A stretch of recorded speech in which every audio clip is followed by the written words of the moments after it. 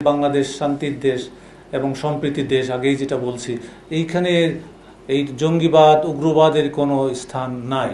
এবং আমরা এখানে কোনো কোথাও এরকম কোনো আমরা সোফার আমরা যত স্টাডি করে দেখছি এরকম কোনো ঘটনা আমরা মনে করি না যে এখানে কোনো রকমের মানুষ কাজ করছে।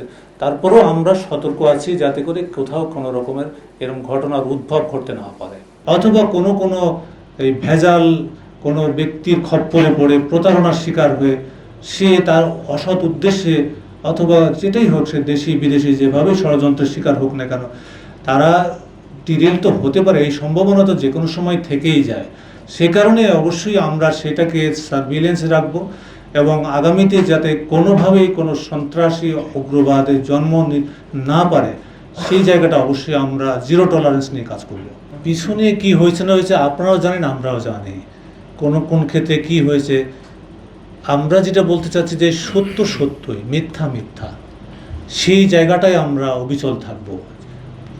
যদি কেউ অপরাধ করে থাকে সে অপরাধীর ক্ষেত্রে কোনো ছাড় নাই, সেই ক্ষেত্রে আমরা এখন পর্যন্ত কোথাও এরকম কোনো কিছু দেখি না।